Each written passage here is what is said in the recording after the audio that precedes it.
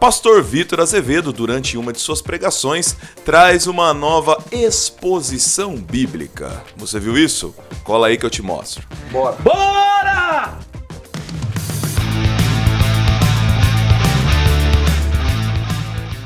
E aí galera, beleza? Thiago Alves aqui, sejam muito bem-vindos a mais um vídeo deste canal. Caso você ainda não seja inscrito aqui no De Tal Maneira, eu convido você a inscrever-se, acionar também as notificações e vir comigo em todos os conteúdos. Já é inscrito, meu muito obrigado, que Deus abençoe imensamente a você e a toda a sua família. Uhul! Pois bem, galera, eu quero iniciar esse vídeo dizendo duas coisas. A primeira, não tenho absolutamente nada contra a vida, contra a pessoa do Vitor Azevedo. Espero que Deus o abençoe imensamente a ele, a sua família, aos seus projetos, aos seus sonhos. O meu problema aqui não é com pessoas, porque muitas vezes eu faço aqui algumas análises, algumas críticas e as pessoas pensam que eu estou me levantando contra a vida daquele que estou citando. Não é o caso do Vitor Azevedo e de nenhuma das outras pessoas citadas nos vídeos deste canal. Não. Segundo ponto, não tenho nada contra o coaching, ok? E vou explicar mais à frente por que dessa palavra. Pois bem, infelizmente nós vivemos uma geração de, entre aspas, cristãos que vive um emocionalismo misturados com determinismo, com um pouco de humanismo, antropocentrismo e outros ismos por aí. É verdade. A consequência disso é que existem novas revelações, por assim dizer, de um evangelho que já está revelado no Cristo, mas que as pessoas precisam de novidades para poder manter aceso o seu emocional, que eles chamam de fé. O Sr. Vitor Azevedo, conhecidamente, é um pastor que é muito querido principalmente pelas novas gerações, porque gostam do seu discurso mais despojado, do seu visual mais juvenil, da sua forma de falar mais próxima daqueles que os ouvem, enfim. Acho que ele é bem inteligente nessa estratégia de abordagem, porque o seu público realmente o idolatra, o vê como um grande pensador.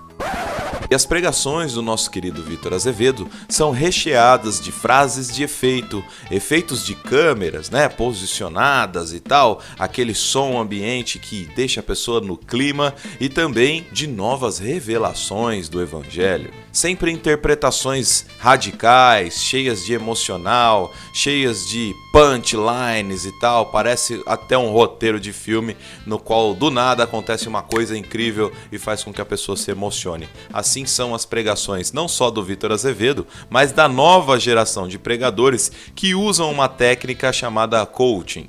Para você que não sabe, o coaching é nada mais, nada menos do que um palestrante motivacional. Como eu disse no início do vídeo, não tenho absolutamente nada contra o coaching. Acho que todo tipo de profissão deve ser respeitada. Aliás, eu admiro as pessoas que têm capacidade de palestrar e motivar outras pessoas. O problema é quando esse discurso do coaching, ele invade as instituições religiosas, ou como você queira chamar, as igrejas, e faz com que os discursos do evangelho, que deveriam ser de arrependimento, de coração quebrantado, de amor, de graça, passam a ser de você vai vencer, você vai conseguir, você é precioso, você é o centro de Jesus.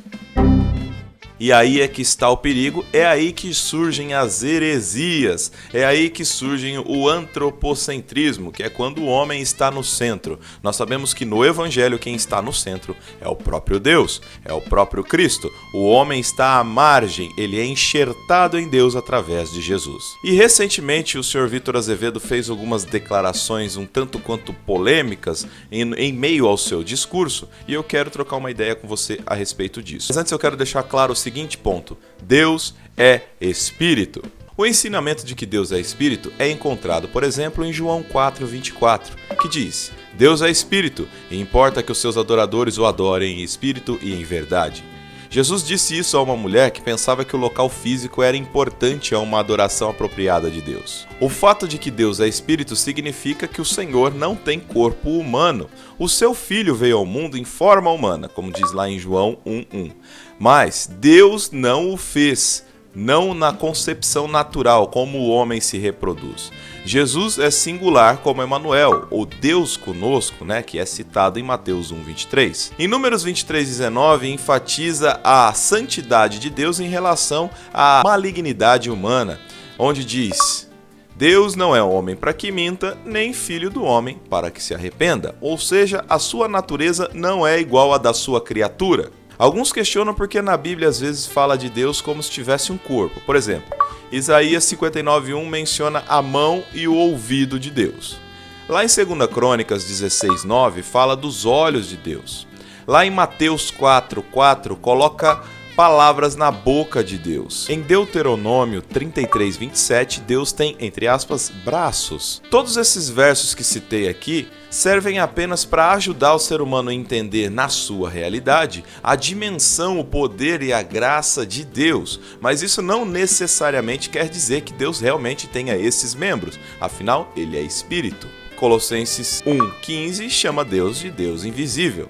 1 Timóteo 1,17 louva a Deus dizendo: assim, ao Rei eterno, imortal, invisível Deus único, honra e glória pelos séculos dos séculos. Amém. O Salmo 84, verso 2 declara: o meu coração e o meu corpo cantam de alegria ao Deus vivo. Então, estar vivo não necessariamente diz vivo em matéria física, carne. Se nós pensarmos que Deus é um Deus infinito, ele não poderia ter um corpo limitado físico. Além disso, se Deus fosse limitado a um corpo físico, ele não poderia ser onipresente, como ele estaria em todos os lugares ao mesmo tempo, tendo uma matéria física, não é mesmo? Deus não está limitado às restrições dimensionais, assim como nós estamos. Ele pode estar ao mesmo tempo em todos os lugares. Deus é a primeira causa incriada, que é o poder por trás de todos os outros seres. Ou seja, ele não foi criado, ele é criador. E ele não pode ser criatura, afinal de contas, todo o poder emana dele. Lembrando mais uma vez que em João 4:24, Jesus faz a ligação entre Deus, sendo espírito, e adorá-lo em espírito e em verdade. A ideia é que, já que Deus é espírito, as pessoas devem adorá-lo corretamente, que é em verdade e em espírito, com a sua alma e o seu coração, em vez de confiar em tradições, rituais e locais físicos. Isso posto, meu querido, vamos lá ouvir o trecho onde fala o nosso querido amado Vitor Azevedo a respeito de Deus. Se liga no que ele falou, foi. E essa semente é a semente de Deus que João vai dizer para nós lá em 1 João capítulo 4. Nós fomos gerados de Deus, e esse ser gerado é literalmente receber o sêmen de Deus. Gente, o evangélico é tão moralista, ele tem tanto esse negócio moral, sexual, impregnado nele, ele tem tanto medo de sexualidade. Por causa disso, a gente perde a beleza de um texto desse, que fala: aquele que nasce de Deus não vive pecando, não porque se esforça, não porque é bom, não porque é muito esforçado, mas porque a divina semente, que significa esperma, a natureza de Deus permanece. É doido? Se a gente ouvir alguém falar assim, ó: você, como filho de Deus, você tem que fugir do pecado, você tem que lutar contra o pecado, você tem que se esforçar contra ele. A gente fala isso. Aí isso não escandaliza a gente, não.